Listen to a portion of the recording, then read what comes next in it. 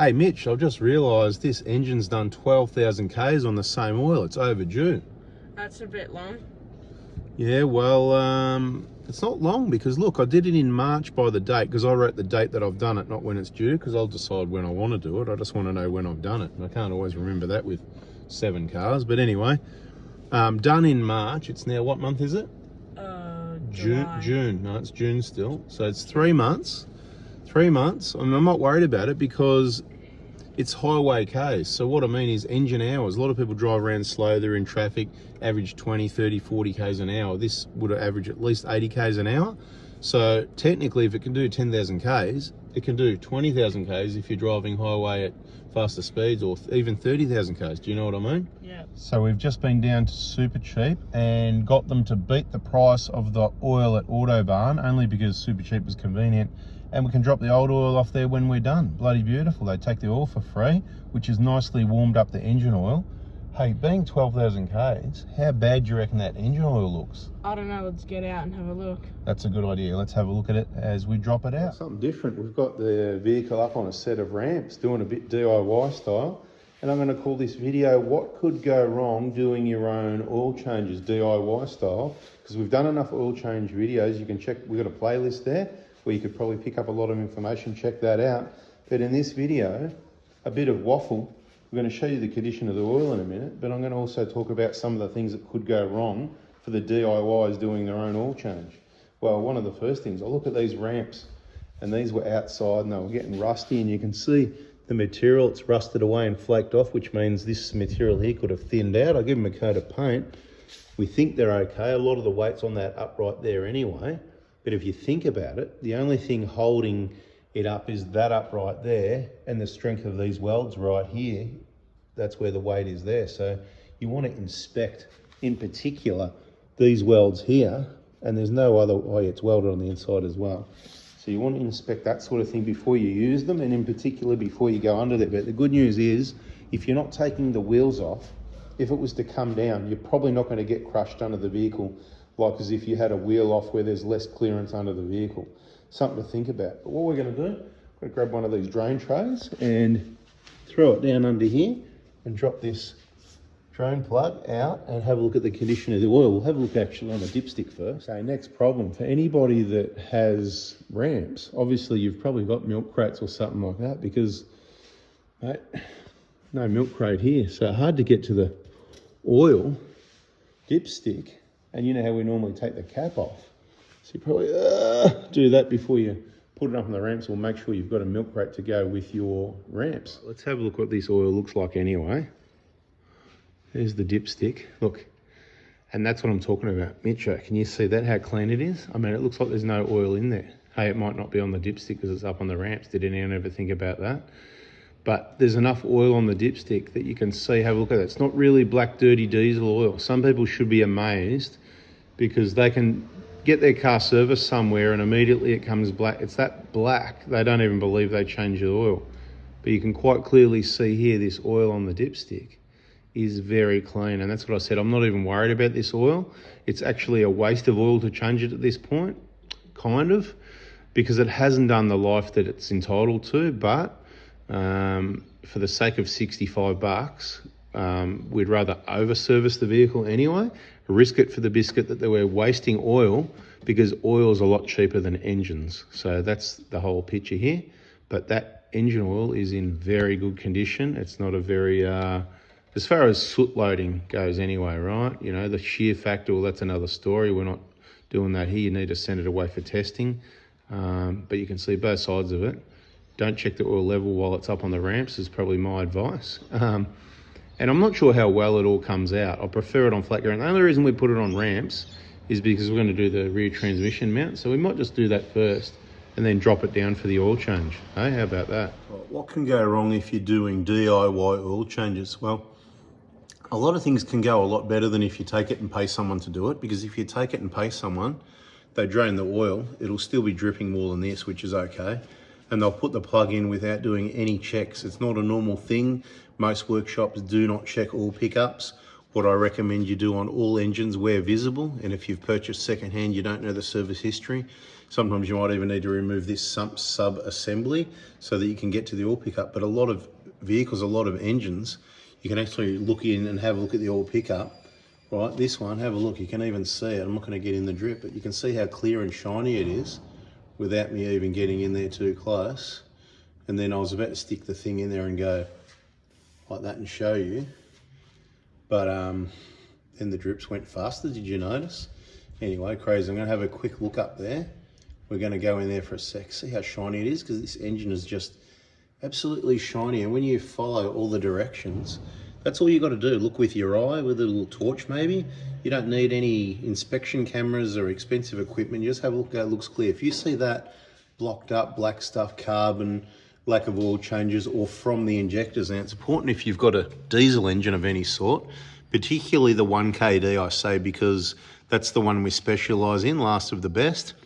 You want to understand lack of injector maintenance, and when those seats start leaking, how it blocks up the oil pickup. It can block up. It's rare, but it can happen, and you just want to completely avoid that. So it's not about oil changes. It's not about changing this oil pickup every 100,000 Ks at all. It's about injector maintenance, and if it's not done right with the right parts and techniques, that's why we supply the injector kit, and we've got the VIP group there. You want to know about this stuff. Check the injector information playlist here on our YouTube channel for more info, because if you're not checking your oil pickup, the whole oil change thing could be a complete waste of time. One of the next most important things to avoid is when you put the plug in, use a genuine Toyota sump plug washer. Put a new one if you can, or if it's in good condition and you know it hasn't been over tightened, you can reuse those about 3 times really safely. You can use them a lot more, but I'm saying a few times really safely. But where the big mistake is, using aftermarket gaskets and under or over tightening. Let's say that you put this in by hand and you just got to tighten up, and then one of the kids or the family members or someone around your mate turns up, hey mate, how you going? Oh, you know, and you get distracted, and then you get back to them and go, oh yeah, done that, and you pull your drain tray out and put the oil in and drive away. What happens is this will vibrate loose and fall out, and that will be bad news. So whatever you do, don't get distracted when you're putting the sump plug back in. Make sure you get it done up. Now the torque spec on this one is 34 Newton meters, so about 35 or about just right will do if you've got a good hand. Do not over tighten these because you'll damage the thread. Someone had to replace a sump. I did one for, he was doing his own oil changes, over tightened it, so we replaced the sump for him. Or it was $180 or $190 back in the day, about 10 years ago. So I don't know if they're dearer now, but a couple $100 if you over tighten it. Could be a new engine if you leave it loose. So 2 very important things to get that right. It seems like a small thing. You don't want it over tightened, you don't want it left loose, simple as that. Another thing that could go wrong is when you're using your tools to remove the sump plug, not using a single hex socket. See that 6-point socket, or single hex, whatever you want to call it? That's the type of sockets you want to use. That's all you'll find here in this little mini workshop. So try and get some decent quality, something with a lifetime warranty. If you just DIY, you don't need to spend too much money, but you know what they say, pay once, cry once. So have a think about what you're doing and how often, but single hex is the go. Another important one is, as I've said in all the other playlists, how we say pull the dipstick out and take the cap off. Well, look, it's not done here. This engine's got the sump plug in, soon it's going to be on the ground, and it's got the dipstick in and the oil cap on. So if I got distracted again and went somewhere, and somebody else could come along and think this car's good to go and start the engine, and you know what some people are like, some family members, let's just say, they won't notice these lights on the dash and they'll keep driving until the end. And you might be surprised how far one of these awesome engines goes with no oil. I haven't done that before, but I'm pretty confident it will go a long time, especially after our experience with the transfer case with no oil and how good that is.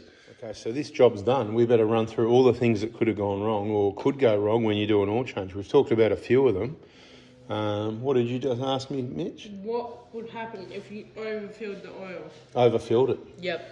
Okay, so if you overfilled it, to try and keep it simple in layman's terms, when it goes past the specified level, the oil can go into the wrong places where it's not meant to go and cause all sorts of problems. You know, the most common symptom would be it could be blowing a lot of smoke. Okay, so just blowing heaps of smoke.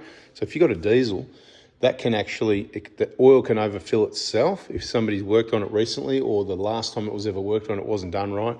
And the diesel can actually leak inside the engine and fill up the engine sump and overfill it. So interesting question, and there's a double answer for you. So it is important to not overfill it.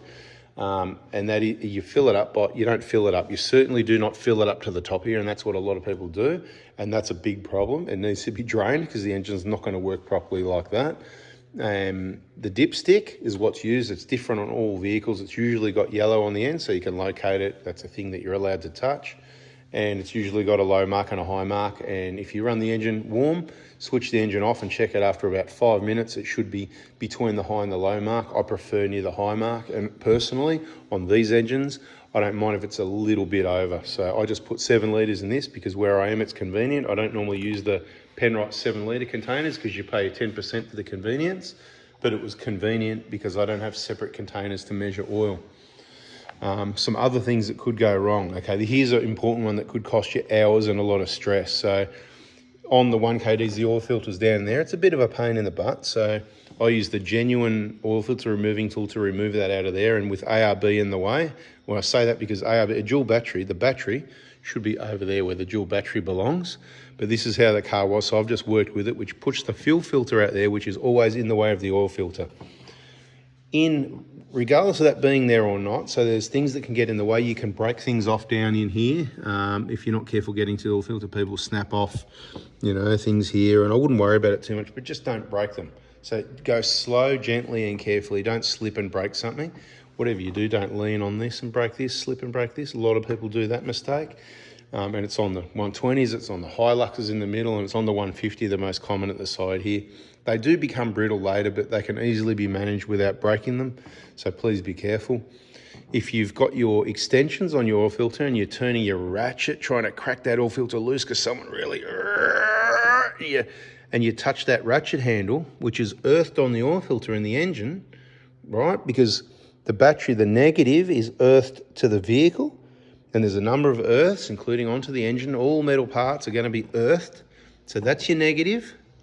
So when that ratchet handle comes around, if you haven't got this covered, or you get unlucky and you've got, see, like that little bit sticking out that side, say you've got something sticking out of this side, mine are pretty good because mine are mine and I got lucky this time.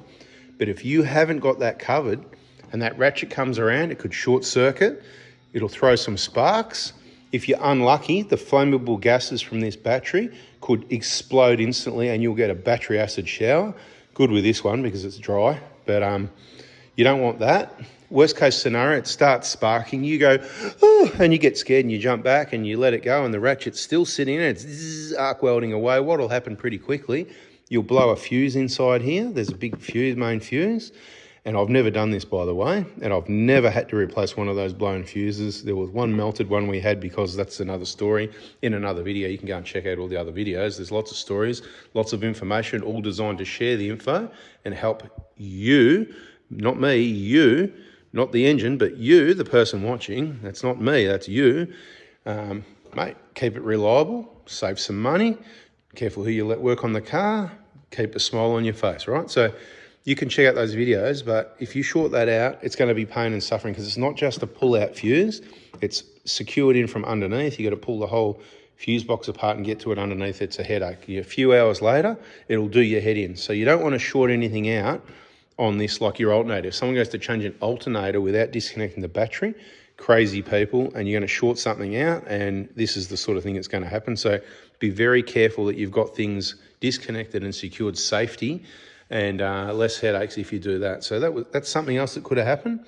What else did we come across? So we've got overfilling, underfilling oil. How about that one? Well, again, use the dipstick to make sure. So you could probably look in your owner's manual, be the easiest way to do it, and look up how many litres of oil your engine needs.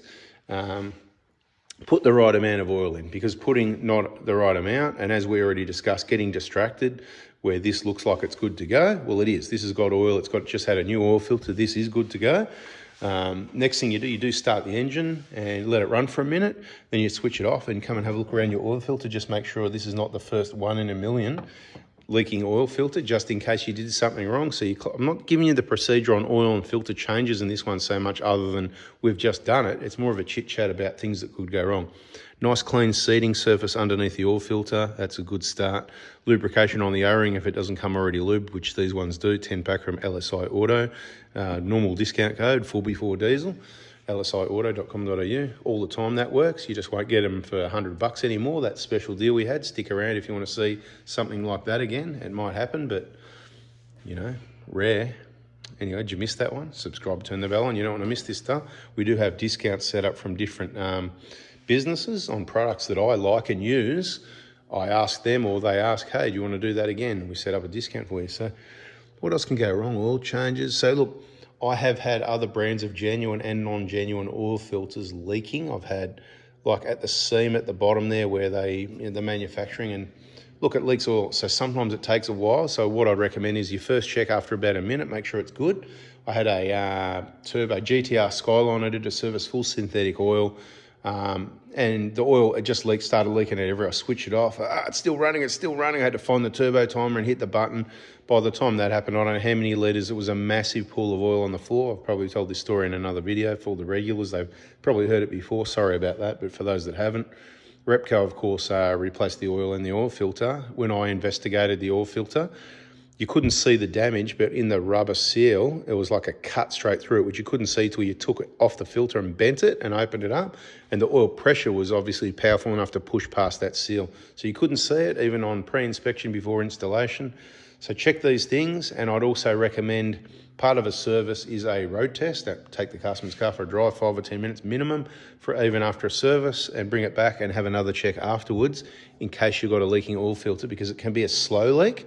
And you could even give the car back to them, and I've had it where they've come back later the same day, even though I do my road test and check again. It was on a Ford 6-cylinder with a Motorcraft genuine oil filter, and it was leaking at the seam quite slow, but it was leaking nonetheless. It wasn't a double seal. That's another problem. Something else can go wrong. When you take your oil filter off, quite often there's a seal that sticks there that doesn't come off. So beware of that one. So I think we've covered quite a few problems that can happen with doing your own oil changes, and probably the biggest one, if you've got a diesel engine with a DPF, and who would want to do that? But anyway, if you do, you want to make sure you're using DPF suitable oil, because what we use in these babies isn't suitable for a DPF, and that could cost you a DPF. Unless you've got a Toyota, you probably get warranty on it anyway, because they've got such a DPF class action thing. Whatever, you'd probably get away with murder with DPFs on those, but generally a manufacturer will probably get it all tested and go, hang on, what's going on? You got the wrong oil in this. And if you put the wrong oil in, what's going to happen? It's going to billow out a lot of smoke straight away as well with that new clean oil, wrong oil. So if you see that, think twice, and you better get that oil out ASAP. Anyway, that's been a video trying to help you with what can go wrong, DIY oil changes. Hope it helps. Subscribe, turn the bell on, and we'll catch you on the next video. See ya.